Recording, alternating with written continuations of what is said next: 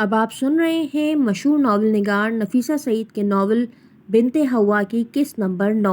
अगर आपको हमारी वीडियोस पसंद आ रही हैं तो प्लीज़ चैनल को सब्सक्राइब कीजिए, बेल आइकन को क्लिक कीजिए ताकि आपको आने वाली हर वीडियो का नोटिफिकेशन मिलता रहे। शेयर, लाइक और कमेंट ज़रूर कीजिए ताकि हम आपकी राय से आगाह हो सकें और आपके लिए मज़ीद अच्छे से अच्छे नावल्स को पेश कर सकें। सख्त गर्मी से उसकी आंख खुल गई। कमरे का पंखा बंद था, शायद लाइट चली गई थी। पसीने से उसकी कमीज भीगकर उसके जिस्म से चिपक गई। वो घबरा कर उठ बैठी। एकदम ही उसकी निगाह कमरे के खुले दरवाजे पर पड़ी, जहाँ चांद की रोशनी में खड़ा धुंधला सा ह्योला जाने किसका था। उसकी कदो कामत को देखकर ये अंदाजा लगाना मुश्किल न था कि वो कोई मर्द था, जबकि इस घर में सिवाय औरतों के कोई मर्द न था। कौन है वहाँ? दिल ही दिल में खौफजदा होते हुए वो धीरे से बोली। सामने खड़े शख्स ने कोई जवाब न दिया। उसकी खामोशी से वो मजीद खौफजदा हो गई। उसे समझ न आया कि ये शख्स घर के अंदर दाखिल किस तरह हुआ। कौन हो तुम? जवाब क्यों नहीं देते? अब उसकी आवाज़ हल्की सी चीख से मुशाबह थी। एकदम बाहर से तेज रोशनी चमकी, जिसकी रोशनी से कमरा नहा गया। शख्स पर पड़ने वाली रोशनी ने उसके कदोखाल को बिल्कुल वाज़ेह कर दिया, जिसे देखते ही मारे खौफ और दहशत के उठ खड़ी हुई। उसकी टांगें बुरी तरह कपकपा रही थी। बाबा! एक सरसराती हुई नाकाबिले यकीन सी आवाज़ उसके हलक से बरामद हुई। सामने खड़े शख्स से उसे कोई जवाब न दिया। इस शख्स की आंखों में झलकने वाली वाज़ेह नफरत इतने फासले से भी महसूस की जा सकती थी। प्लीज़ बाबा, मुझे माफ़ कर दो। बाहर होने वाली तेज़ बारिश और बादलों की गरज में उसकी आवाज़ कहीं दब सी गई। वो लड़खड़ाते कदमों से आगे बढ़ी और सामने खड़े शख्स के कदमों में जा बैठी। मुझे माफ़ कर दो बाबा, मैं तुम्हारी गुनहगार हूँ। जो सज़ा चाहिए दे दो, मगर दिल से माफ़ कर दो। देखो बाबा, तुम पर लगाए गए बुहतान के सबब मैं कितनी अजियत और तकलीफ़ में मुब्तला हूँ। रोते रोते उसने अपने जज़ाम ज़दा हाथ सामने की तरफ फैला दिए। उसकी आंखों में आई नमी और कमरे में छाई तारीकी के सबब सामने का मंजर बिल्कुल धुंधला गया, मगर वो मुसलसल करलाते हुए फरियाद कर रही थी। शायद तुम्हारे माफ़ कर देने से मुझे मेरा अल्लाह भी माफ़ कर दे और मेरी तकलीफ़ और अजियत किस कदर कम हो जाए, जिसमें जाने में कब से घिरी हूँ। या दुआ करो बाबा, मैं मर जाऊँ। घुटनों में सर दिए वो बिलक बिलक कर रोने लगी। क्या हुआ है तुम्हें? क्यों इतनी रात गए इस तरह रो रही हो? मासी सकीना की आवाज़ सुनकर उसने एकदम अपना सर ऊपर उठाया और सामने नज़र डाली। दरवाजे की चौखट खाली थी, वहाँ कोई न था। मासी, मेरा बाबा, वो हिचकियों के साथ बमुश्किल बोली। क्या हुआ है तुम्हारे बाबा को? मासी सकीना वहीं दोजानो होकर उसके करीब बैठ गई।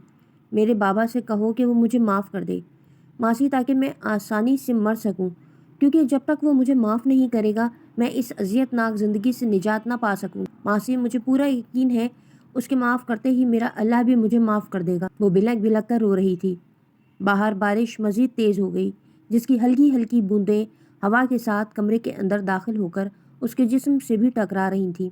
मासी की कुछ समझ में न आया कि वो क्या कहना चाह रही है। फिर भी उसका दिल इस लड़की के दुख और तकलीफ को देखते हुए भर सा आया और उसने उसका सर अपने सीने से लगा लिया, अब जो इस कदर टूट कर बिखरी कि मासी सकीना से भी संभालना दुश्वार हो गया। फरहीन एक पोश एरिया के फर्निश्ड फ्लैट में शिफ्ट हो गई, जहाँ आते ही उसका तर्ज ज़िंदगी यकसर बदल गया। बालों की कटिंग, रंगीन डाई, स्लीवलेस कमीज़ और मेकअप से भरपूर चेहरा। शायद उसे इस बदले हुलिये के साथ अगर कभी गुलाम हुसैन भी देख लेता तो ना पहचानता। उसे देखकर कोई न कह सकता था कि ये मिस्त्री गुलाम हुसैन की बीवी है। मारिया गालिबन किसी ऑफिस में पर्सनल सेक्रेटरी के तौर पर जॉब कर रही थी। दोपहर में उसे एक बड़ी सी गाड़ी ड्राइवर समेत लेने आती और फिर आधी रात को फबीहा के सोने के बाद वो वापस आती। कभी कभी फबीहा को अपनी माँ पर हैरत होती, जैसे अपनी जवान बेटी की आधी रात तक घर से बाहर रहने पर कोई तशवीश न होती। मारिया के शॉर्ट टॉप्स और फिटिंग वाली जीन्स देखकर फबीहा को अक्सर ही अपना बाप याद आता। 5 वक्त का नमाजी परहेजगार गुलाम हुसैन, जिसकी औलाद में मारिया जैसे लोग भी शामिल थे, मगर शायद मारिया गुलाम हुसैन से ज्यादा फरहीन की बेटी थी, इसलिए ही उसके रंग में रंगी नजर आती थी। फबीहा और एहसन का दाखिला शहर के अच्छे स्कूलों में हो गया, जिसकी फीस यकीनन मारिया ही भरती थी। जवाहिर ने एक अच्छे पार्लर ब्यूटिशियन के कोर्स के लिए दाखिला ले लिया। फरहीन की दोस्ती आज भी निशा से बरकरार थी, जिसके साथ अक्सर ही वो 2-3 दिन के लिए घर से गायब हो जाती और फिर जब वापस आती खुद लदी फंदी होती। मगर आज भी जाने क्या बात थी, वो जब भी फबीहा के लिए कुछ लेकर आती, फबीहा उसे खामोशी से उठाकर अपनी अलमारी में लॉक कर देती। फबीहा इस घर में रहते हुए सिर्फ वही चीज़ इस्तेमाल करती जो उसके लिए नागुज़ीर थी, वरना वो अभी भी इस तर्ज ज़िंदगी की आदी ना हुई थी, या शायद होना ही ना चाहती थी। اسے آج بھی اپنا پرانا گھر، محلہ، اپنا باپ اور اس کے ہاتھ کے نوالے جب کبھی یاد آتے وہ بے چین ہو کر اٹھتی اور ہر نماز کے بعد اپنے باپ کی خیریت کی دعا ضرور مانگتی، جبکہ اس کے علاوہ گھر میں شاید کسی کو یاد ہی نہ تھا کہ ان کو اس دنیا میں لانے کا سبب غلام حسین ہی کا وجود تھا، جس سے وہ سب یکسر بے خبر تھے۔ دیکھو جوہی، میری بات کا برا مت ماننا، مگر جس طرح تم کام کر رہی ہو اس طرح تو یقیناً تمہاری ساری زندگی گزر جائے گی۔ اسی طرح دھکے کھاتے ہوئے شہلا نے اسے رسان سے سمجھاتے ہوئے بولی۔ تو پھر وہ تھوڑا سا تنک کر بولی، کیونکہ وہ سمجھ چکی تھی کہ شہلا کی اس کی ساری تمہید کا مقصد کیا ہے، تو پھر یہ کہ ملک صاحب کی بات مان لو۔ دیکھو، جب تم ان کی بیگم کا مساج کر سکتی ہو تو پھر ملک صاحب کا کرنے میں کیا حرج ہے؟ اور پھر تمہیں تو بیگم ملک نے خود کہا ہے اس کام کا معاوضہ بھی تمہیں دگنا ملے گا، کیونکہ عورتوں کے مقابلے میں مرد اپنے مساج کا معاوضہ زیادہ دیتے ہیں، اور اگر وہ تم سے خوش ہو گئے تو سمجھو پھر تو تمہارے وارے نیارے ہو جائیں گے۔ شہلا کی بات سنتے ہی جوہی کو کرنٹ سا لگا اور اس نے بے یقینی سے اس کی جانب تکا۔ آہستہ آہستہ بلی تھیلے سے باہر آ رہی تھی۔ شہلا کے شاہانہ طرز زندگی کا راز کھل کر اس کے سامنے آ گیا، مگر پھر بھی وہ شہلا کے منہ سے سب کچھ سننا چاہتی تھی۔ مطلب تمہارے نزدیک بیگم صاحبہ اور ملک صاحب میں کوئی فرق ہی نہیں ہے؟ وہ استہزائیہ انداز میں بولی۔ تمہیں اندازہ ہے تم کیا کہہ رہی ہو؟ اس طرح کام کرنے سے تو زیادہ اچھا یہ ہے کہ میں کسی پارلر میں جاب کر لوں، کم صحیح مگر عزت کی زندگی تو نصیب ہوگی۔ بہرحال تمہاری جو مرضی آئے تو تم کرو، میں تم پر کوئی زبردستی نہیں کر رہی۔ میرا کام تو صرف تمہیں سمجھانا تھا، آگے تمہارا کام ہے جسے تم جیسے بہتر سمجھو۔ میرے پاس ایسی لڑکیوں کی کمی نہیں ہے جو یہ کام بخوشی کرنے پر تیار ہیں، اور پھر کیوں نہ ہو، انہیں اس کام کا معاوضہ بیگم کے سروس چارجز کے مقابلے میں کہیں زیادہ ملتا ہے۔ خیر، اپنے ضمیر کی بات ہے، اگر مجھے یہ سب کچھ کرنا ہوتا تو یقیناً میں بہت پہلے ہی کر لیتی، اس کے لیے مجھے شرجیل جیسے شخص سے شادی کرنے کی ضرورت نہ تھی۔ جوہی اپنی بات پر برقرار رہتے ہوئے اٹل لہجے میں بولی۔ دیکھو جوہی، میری بات کا برا مت ماننا، میں نے جو کچھ تمہیں سمجھایا وہ سب شرجیل کے کہنے پر ہی کی، ورنہ میرا تم سے کوئی ذاتی مفاد بھی وابستہ نہیں ہے۔ تمہارا شوہر خود یہ چاہتا ہے کہ تم وہ سب کام کرو جس سے زیادہ پیسہ کمایا جا سکے، وہ تمہارے ذریعے دنوں میں امیر ترین ہونا چاہتا ہے۔ اب اگر تم یہ سب نہیں کرنا چاہتی تو اپنے میاں کو سختی سے سمجھاؤ تاکہ وہ دوبارہ اس سلسلے میں مجھے تنگ نہ کرے۔ جوہی کی باتوں نے شہلا کو تھوڑا سا غصہ دلا دیا، جس کے سبب وہ شرجیل کا نام لے بیٹھی، ورنہ تو شرجیل نے تو اسے یہ سب نہایت رازداری سے کرنے کا کہا تھا۔ What do you mean؟ Shehla کی بات ختم ہوتے ہی جوہی غصے سے چلائی، تم یہ کہنا چاہتی ہو کہ شرجیل نے تمہیں کہا تھا کہ میں مردوں کا مساج کروں اور ان کے ساتھ ساتھ ان کی وہ تمام گھٹیا مطالبے پورے کروں جس کی امید وہ مجھ سے کر رہے ہیں؟ بے یقینی، غصہ، تعصب، یہ سب جوہی کے اندر سے جھلک رہا تھا۔ آف کورس یقیناً ایسا ہی ہے، ورنہ مجھے کیا ضرورت پڑی تھی جو تمہارے ساتھ اس طرح مغز ماری کرتی۔ اینی وے، جو جیسے چل رہا ہے اسے اسی طرح چلنے دو، بلکہ میرا مشورہ مانو تو اس طرح گھر گھر دھکے کھانے سے اچھا ہے کہ تم کسی پارلر میں جاب کر لو۔ اسے اپنے قیمتی مشوروں سے نوازتی شہلا اٹھ کھڑی ہوئی۔ اچھا، اب میں چلتی ہوں، خدا حافظ۔ جوہی کو ہاتھ ہلاتی وہ تیزی سے باہر نکل گئی، جبکہ اس کی باتوں نے جوہی پر کھولتا ہوا تیل ڈال دیا۔ اس کا دل یہ ماننے کو تیار ہی نہ تھا کہ شرجیل اتنے گھٹیا کام کے لیے اسے شہلا کے ذریعے کہلوائے گا۔ یقیناً شہلا جھوٹ بول رہی ہے تاکہ میرے اور شرجیل کے درمیان اس مسئلے کو لے کر اختلافات جنم لیں۔ اپنے دل کو جھوٹی تسلیوں سے بہلاتے ہوئے اس نے سوچا، مگر جلد ہی اس کی یہ غلط فہمی دور ہو گئی۔ شہلا نے جو کچھ شرجیل کے حوالے سے کہا تھا وہ 100% سچائی پر مبنی تھا، جس کا اندازہ آنے والے چند دنوں میں ہی اسے ہو گیا۔ ایسے میں اس کا دل چاہا یا تو وہ خودکشی کر لے یا پھر شرجیل کو ہی قتل کر دے، مگر وہ ان میں سے کوئی بھی کام نہیں کر سکتی تھی، کیونکہ وہ فطرتاً ایک بزدل عورت تھی، جس کا علم شاید شرجیل کو بھی تھا۔ تمہارے باس نے تو وعدہ کیا تھا تمہیں جلد ہی بنگلے میں شفٹ کر دے گا، اور جانے کتنے ماہ ہو گئے اس بات کو، وہ تو شاید وعدہ کر کے بھول ہی گیا، مگر تمہیں تو یاد ہے نا؟ تم کیوں نہیں اس سے کہتی تمہیں اپارٹمنٹ کی زندگی بالکل پسند نہیں ہے؟ کھانا کھاتی فبیہا نے یکدم چونک کر اپنی ماں کی جانب تکا، جس کی مخاطب تماریا تھی، جو ٹانگ پر ٹانگ دھرے اطمینان سے صوفے پر بیٹھی اپنی گاڑی اور ڈرائیور کا انتظار کر رہی تھی جو اسے آفس کے لیے پک کرنے آتی تھی۔ فبیہا کو اس کے ہاتھ میں سلگتے سگریٹ کو دیکھ کر بالکل بھی حیرت نہ ہوئی، وہ ماریا کی اس لائف سٹائل کی اب عادی ہو چکی تھی۔ خبیث بڈھا کہتا ہے کہ پہلے میں اس کے ساتھ کچھ دنوں کے لیے لندن ہو آؤں، پھر وہ واپسی پر مجھے بنگلہ گفٹ کرے گا۔ ماریا نے سگریٹ کا کش لگاتے ہوئے عجیب سا منہ بنایا۔ ہاں تو چلی جاؤ، اب اس میں حرج ہی کیا ہے، تم کب سے تو اسے جانتی ہو۔ فرین کی بات سنتے ہی فبیہا کا نوالا حلق میں پھنس گیا۔ اس نے فوراً اپنے سامنے رکھے کھانے کو ہاتھ سے پرے دھکیلا اور کرسی سے اٹھ کھڑی ہوئی۔ اپنی ماں سے شدید ترین نفرت کے اظہار نے اس کے جسم کے روئے کو کھڑا کر دیا تھا۔ جانتی ہوں آپ کا کیا مطلب ہے مما، मारिया ने हल्का से हंसते हुए फरहीन को मुखातिब किया। दोनों में से किसी की भी तवज्जो फबीहा की जानिब न थी, ऐसे जैसे वो उसकी लाउंज में मौजूदगी से यकसर लाइल्म थी। तुम्हारा बॉस अच्छा खासा शरीफ सा बंदा है, अब लंदन ले जाकर कौन सा उसमें तुम्हें खा जाना है जो तुम नखरे दिखा रही हो। अच्छा है, इस बहाने लंदन भी घुम आओगी। अब फबीहा के लिए वहाँ खड़े रहना खासा दुश्वार तरीन हो गया था। वो तेजी से लाउंज के बाहर खुलने वाले दरवाजे की सिमत लपकी कि उसके कदम पीछे आने वाली मारिया की आवाज़ ने जकड़ लिए। तुम्हारा कॉलेज में एडमिशन हो गया है, एडमिशन स्लिप तुम्हारे कमरे में रखी है, शाम को तैयार रहना, यूनिफॉर्म और किताबों के लिए जाना है, ड्राइवर तुम्हें पिक कर लेगा। उसने पलटकर एक नज़र अपनी खूबसूरत सी बहन पर डाली जिसकी जवानी को शायद गोहन सा लग गया था। इसे महसूस हुआ मारिया ने ये सब उसे महज जताने के लिए कहा है, मगर मारिया के चेहरे पर ऐसे कोई तासुरात न थे। अच्छा, वो मुख्तसर सा जवाब देकर बाहर निकल गई।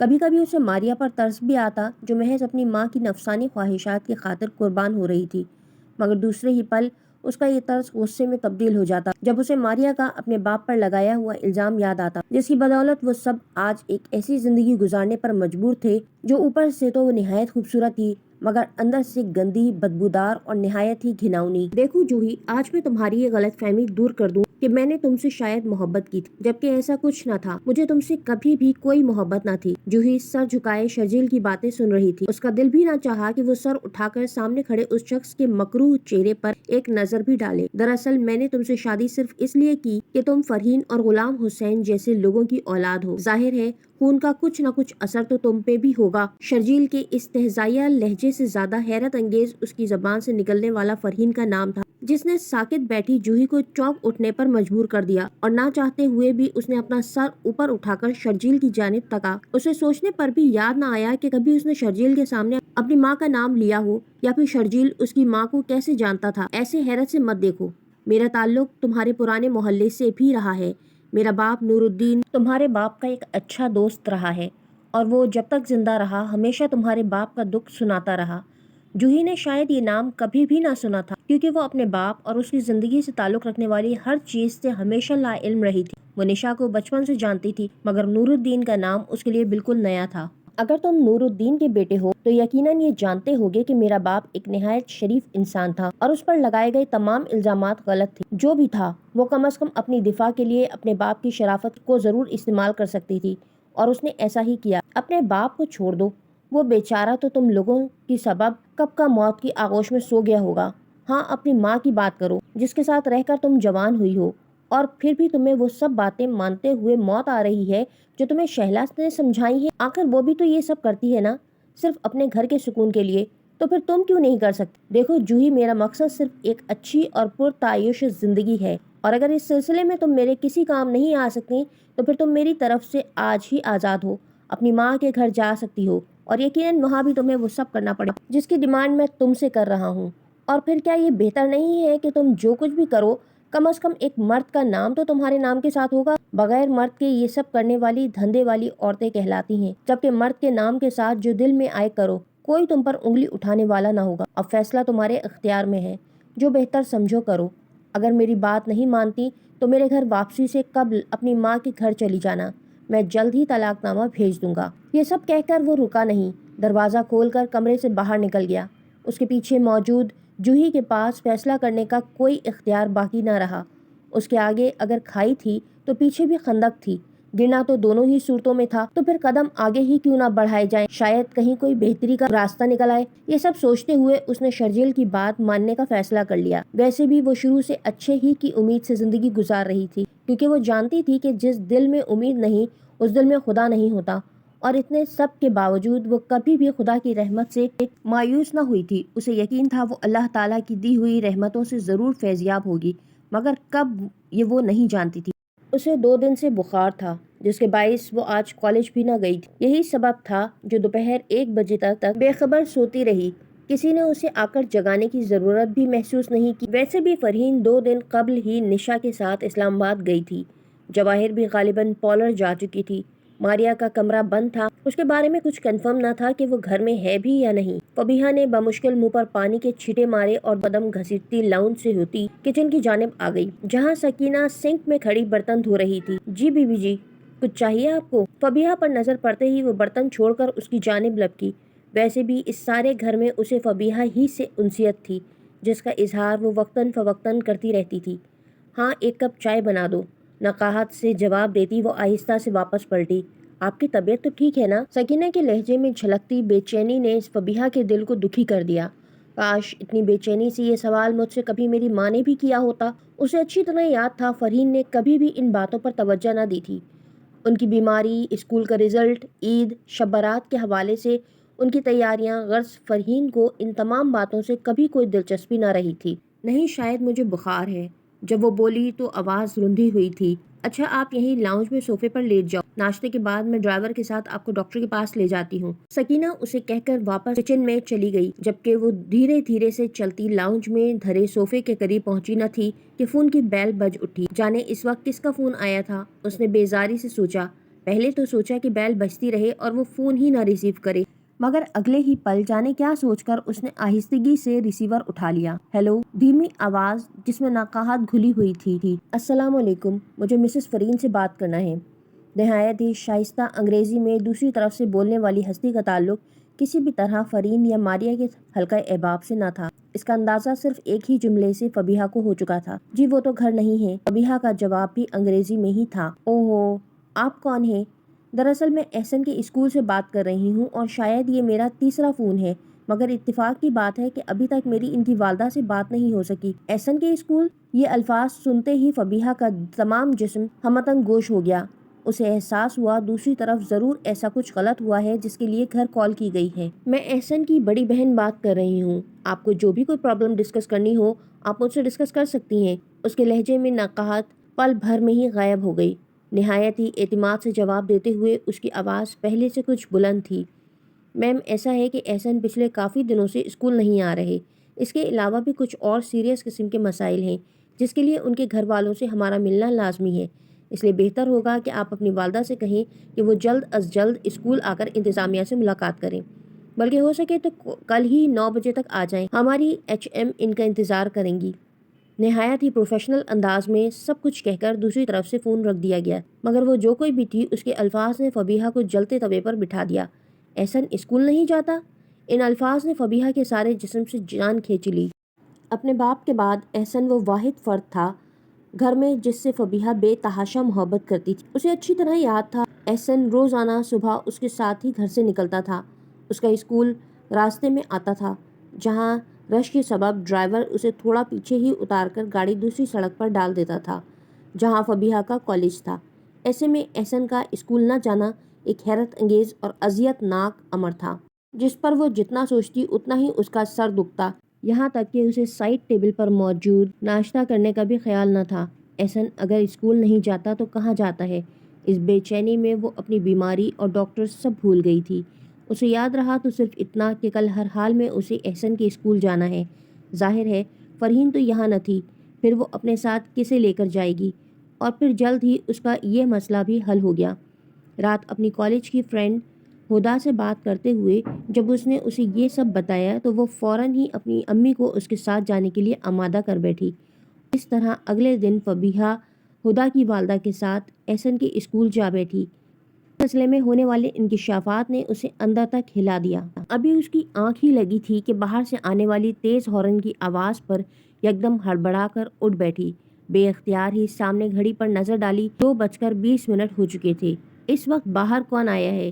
یہی سوچ کر وہ اپنے کمرے کا دروازہ کھولتی باہر ٹیرس پر آ گئی، جہاں سے بالکل سامنے ہی مین گیٹ دکھائی دیتا تھا۔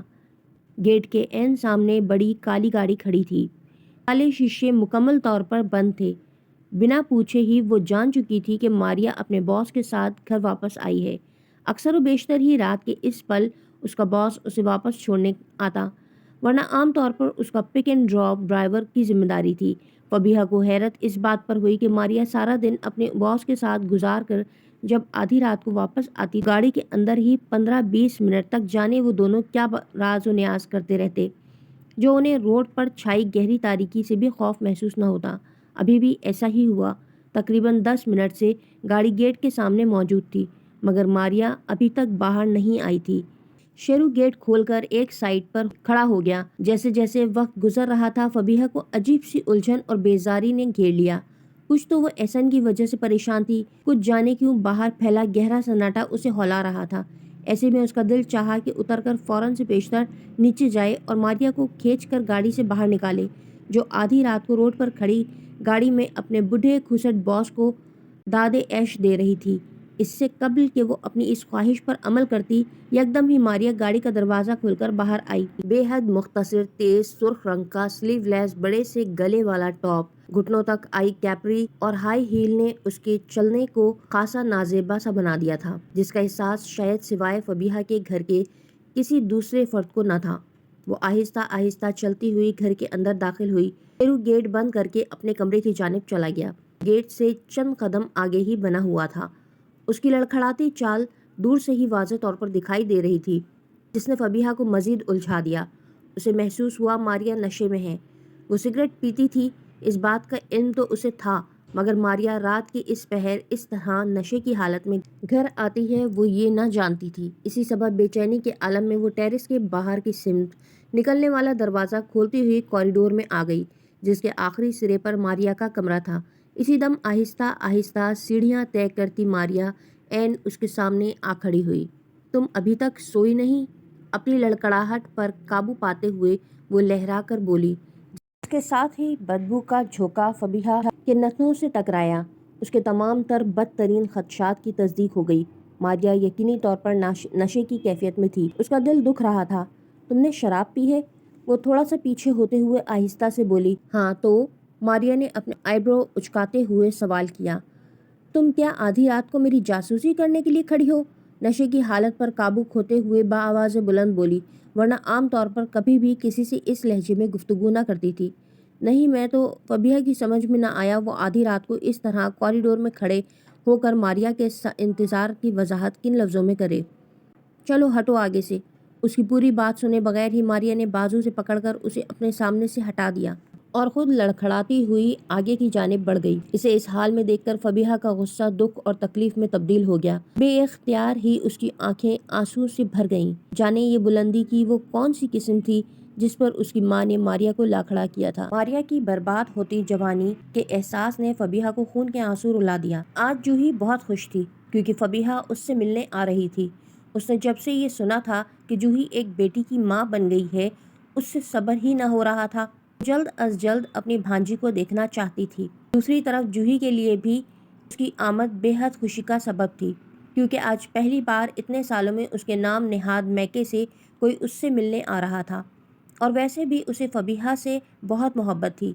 घर में एक फबीहा ही थी जिससे उसने हमेशा अपने तमाम एहसासात और जज्बात को शेयर किया था। वो उसके और शर्जील के ताल्लुकात के बारे में सब जानती थी और हमेशा से ही उसकी हमदर्दियाँ जूही के साथ रहीं। शर्जील से शादी के मौके पर भी उसने जूही का भरपूर साथ दिया था।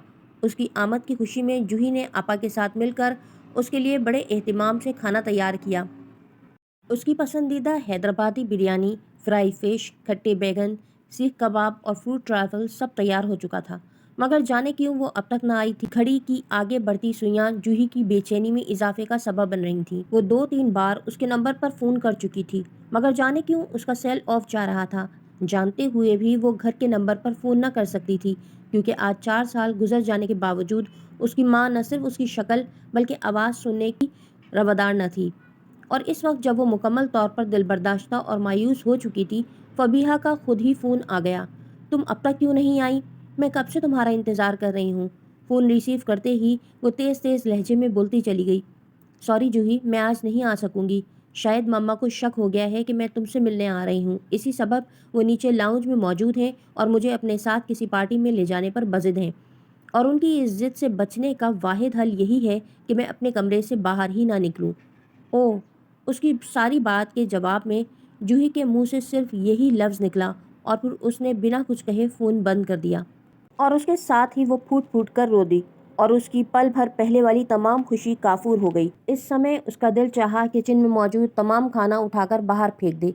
यहाँ तक आज पहली बार उसके कानों में उसकी रोती हुई बच्ची की आवाज़ भी न आ रही थी। क्या तुम्हें मुकम्मल तौर पर यकीन है कि वो वही शख्स है जिसकी मुझे तलाश है? वो अपने लहजे की लर्जिश पर काबू पाते हुए जब बोली तो उसके अंदर की बेचैनी और इज़्तिराब नौफल से छुपा न रह सका।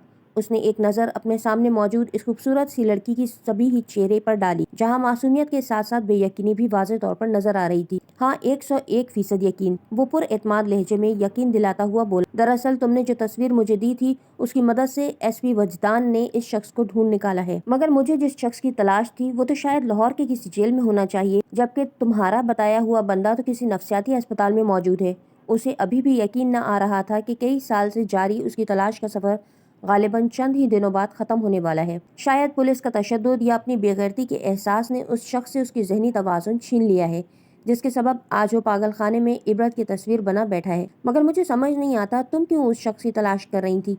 کیا رشتہ ہے تمہارا اس بے غیرت، گھٹیا اور بے ضمیر شخص سے؟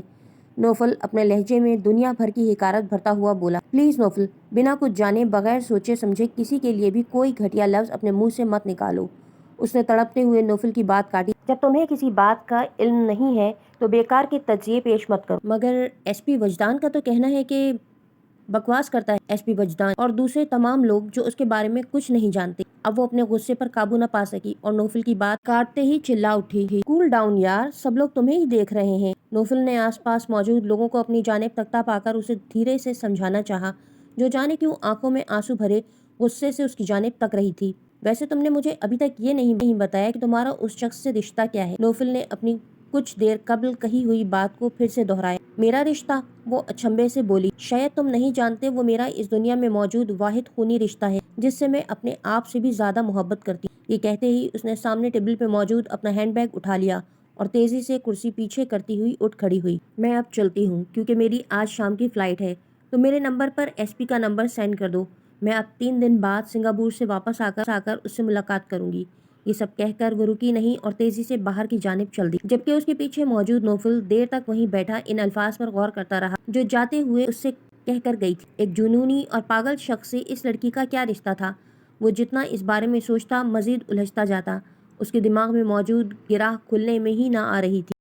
اس ناول کی اگلی قسط آپ نیکسٹ ویڈیو میں سن سکیں گے۔